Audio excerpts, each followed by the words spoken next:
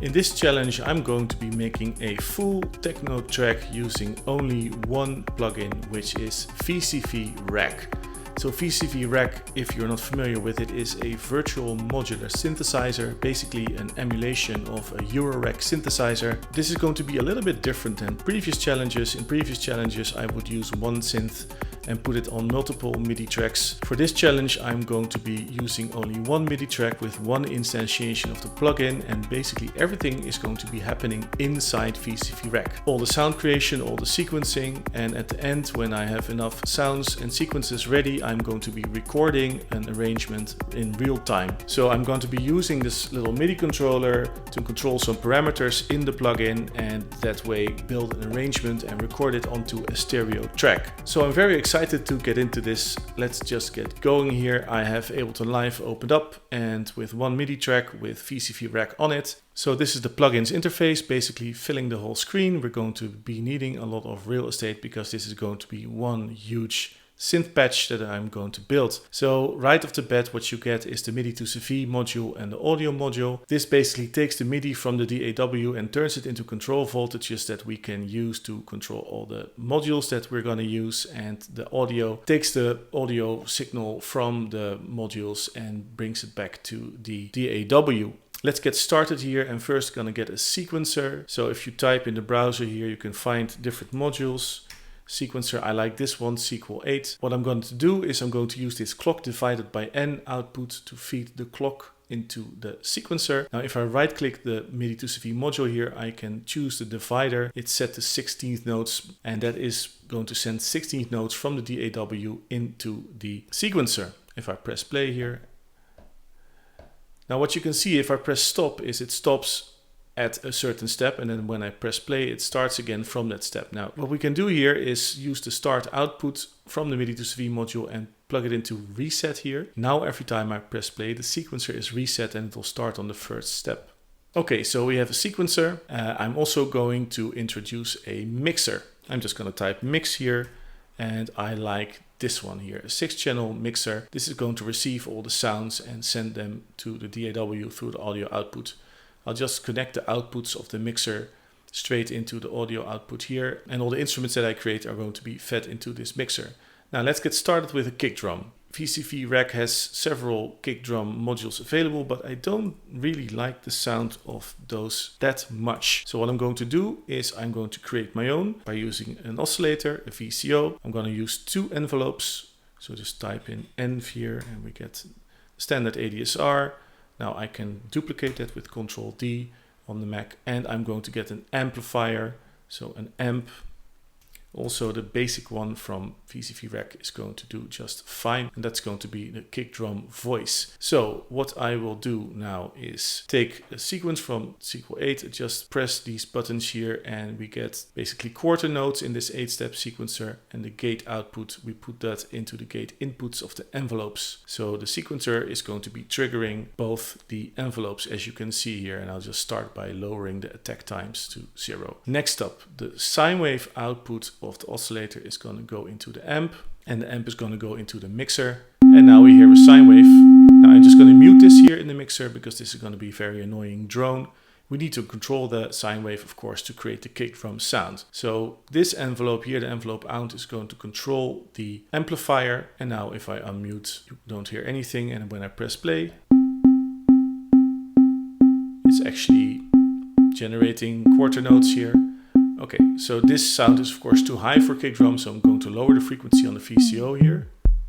Already it sounds almost like a kick drum, but what we need is a pitch envelope. So I'm going to use this envelope, connect it to the FM input here, and lower the sustain, and now see what happens. We get this falling sine wave sound. And now if I play with the parameters here in the ADSR, I can shape the sound of the kick. Make the decay shorter, for instance. I have to do that with the release as well. And that's actually sounding like a decent kick drum, I think. Okay, so that is our kick drum sound. Now we need a sub bass, and what I'm going to do, I'm just going to copy this whole voice here. Just Command C, Command V, and I won't be needing both envelopes, so I'm going to delete the pitch envelope here. let's take CV and gate from a second row here in the sequencer. So there's actually 3 sequencers in 3 rows. So the CV is going to go into the volt per octave. That's going to decide the pitch, and the gate is going to be connected to the gate input of the envelope. And now we can play notes. I'm just going to activate all the steps here to make a 16th note pattern. Just going to mute the kick and connect the output to the second mixer channel here. And shape the envelope again and shape this to taste. Now let's create a sequence. I'll just choose different values here for the steps. Something like this. What I can do is quantize them with a quantizer. To do that, I'm going to put the CV output into here and the output of the quantizer in the volt per octave of the oscillator. And now they're all in a certain scale. Okay, so how does that sound together? Now let's get into some synth voices. One thing that is really cool is there are modules out there that are basically whole voices onto themselves. One good example is the mutable instrument plates, which is actually called Macro Oscillator 2 here. The code of the mutable instrument modules is actually open source, which enables it to be in here in this virtual modular synth. So I'm going to take the CV and gate from the 3rd sequencer row here, put them into the trigger and volt per octaves of the macro oscillator. And I'm going to put the output of the macro oscillator into another mixer channel number 3 here. Let's activate some steps in the sequencer here, see what happens.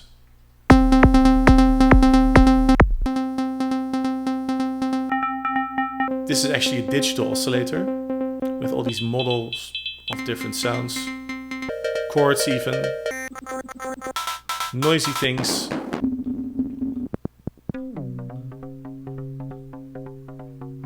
And we can play with the parameters here to change the character of the sound. What I can do here in the sequencer is I can right click and randomize the CV knobs for row 3. Now we get different pitches, just random. Let's do that again. I'm going to copy the quantizer and use it for this as well. So I'm plugging the volt per octave into quantizer here and the output into the volt per octave. As you can hear, this is actually a huge range of voltages, and what we can do with that is make it smaller by using an attenuator. So I'm going to insert that as well. This one, offset and scale. With scale, I can make the range of notes smaller. And if I put it at 0, actually, it only plays 1 note. There is no scale anymore. I can also make a scale negative, basically invert the sequence. Just play around with this until I hear something I like. I can randomize these again. It's actually pretty cool. Let's see how that sounds together with the kick and the bass.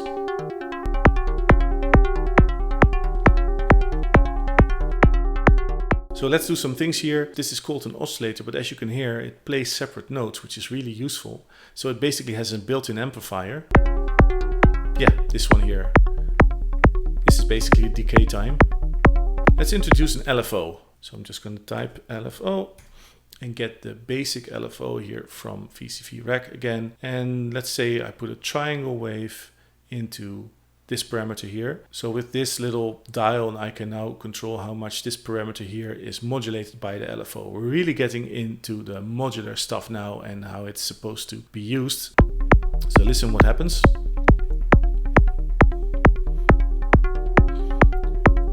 The decay time is now varying, becoming longer and shorter over time.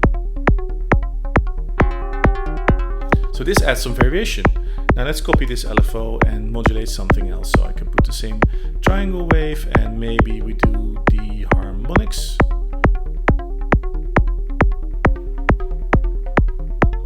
Let's try the timbre here. Subtle changes, but there's something happening there. Now what I think this sound needs is some delay and maybe some reverb. So let's set up some scent effects to the mixer here. And there's actually this really nice one, dual delay. Pretty comprehensive module. I'm just going to connect that here and we have scent, put that into the inputs here of the delay. It's a dual delay and it says 2 outputs here. We can actually sync this, so we can do the same thing here with the clock. And I found that it works best with quarter notes, so I'm just going to take the gate outputs here from the kick drum and set this to sync. Let's go for, let's say, a 1/8 here and a 1/8 note with a dot here. And let's see what happens to the sound of the synth. Nice.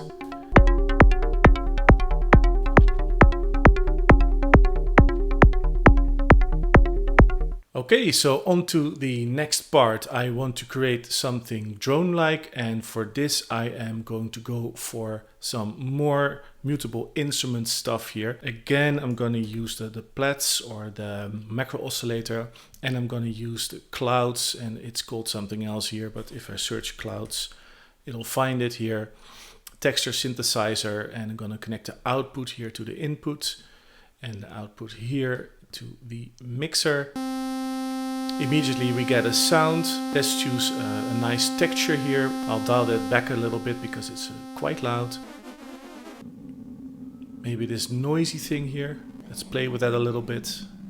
And let's see what happens when we start applying a little bit of the clouds magic here. So this button here controls the function of this dial. It's set to dry wet now.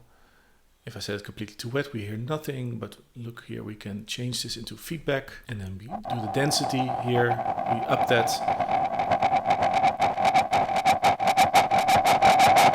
It becomes quite loud. There's more controls, size, position. It's just fun to play a little bit with these controls. Here's the reverb. Okay, let's see how that goes with the rest. I actually kind of like the pitch of this, but one thing I would like to have is a sort of a sidechain effect, a sort of pumping effect, and we can do that with a compressor. There's a bunch of compressors available here, and I know a very nice one that has a sidechain input. Let's just mute this for now, it's a little bit annoying. Okay, let's take the gate from the kick drum and use that for the sidechain input here to the compressor. So that's going to give the quarter note input to the sidechain, and let's take the output from clouds here and put that into the compressor here, and the output of the compressor back into the mixer. And there are some settings that we need to adjust. I'm just gonna solo this and press play.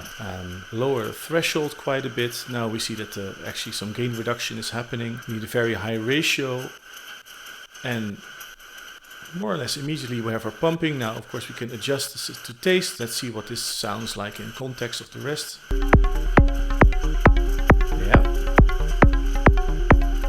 Okay, and now for some percussion.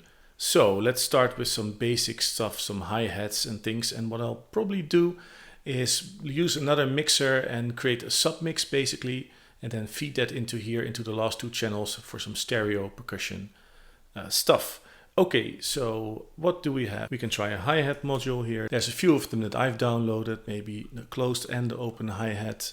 I'm gonna get a mixer, like I said, the same one as before, and let's just wire that up as well. So the output of this one into these two channels here, 5 and 6, and I'll just pan them hard left and right in the mixer here. Let's connect the hi-hats to the mixer like so. For the open hi-hat, I'm going to use an 8th note pattern, and for the closed, a 16th note pattern. Now the 16th note is easy. I can again take that from here, from the sequencer. Okay, let's solo this. There's actually different samples in here, different hi-hat samples, quite nice. For instance, this one. And for the open hi-hat, I'm going to probably need another sequencer, and I'll just get another one of these just because I like it. I know how it works. Gates into the gate input here, and second 8th note. So if these are 16s, then it would be this one and this one, if I'm not mistaken. Let's see. Yeah, I just really don't like this sound.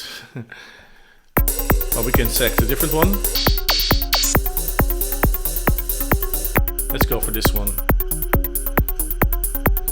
And let's do some more percussion, and let's get another type of percussion going here. What if I try perc?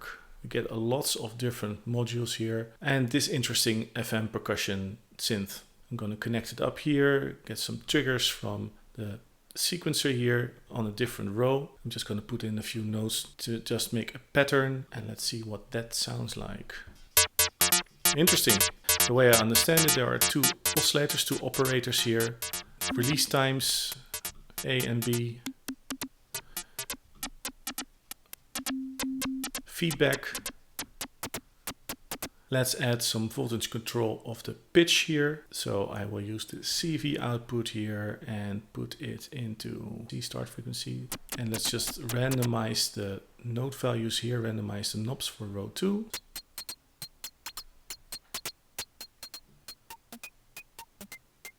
Bleepy bloopy techno sequence.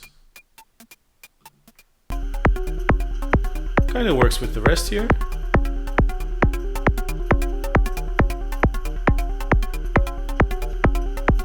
I want to send that to a delay as well, but I'm not going to send everything from this mixer to the delay, so I'm just going to copy this delay over and set that up the same way I set it up with the previous mixer. Maybe, yeah, let's increase the feedback here.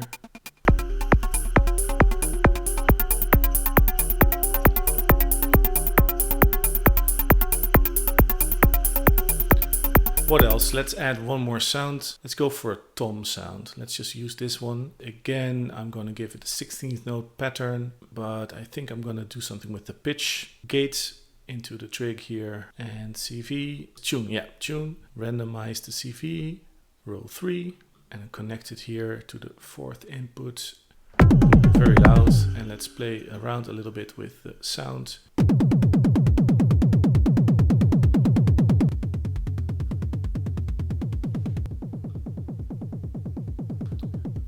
Together with the rest.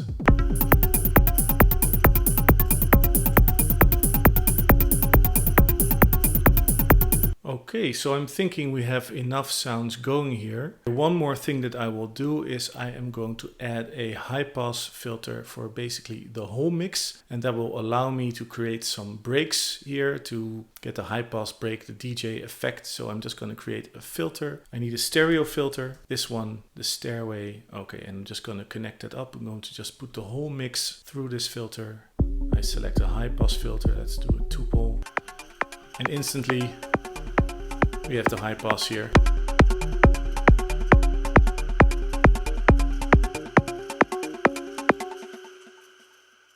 What I'm going to do now is I'm going to set up some automation with my controller here. Okay, so I've set up some parameters here that I can control with my little MIDI controller. And now, as you can see, I've zoomed out a little bit. We see our whole monstrous creation here. And I'm just gonna record this into live. So let's set up an audio track here, resampling. Gonna start a recording, start automating, start playing the parameters. You can see here I have 8 parameters set up. My controller has 8 rotary dials, so there's going to be some volumes, there's going to be a high pass filter that I can control, and an effect send. It's a little bit limited, but let's see if we can make some music this way. I'm just gonna go for it, press record, and see what happens.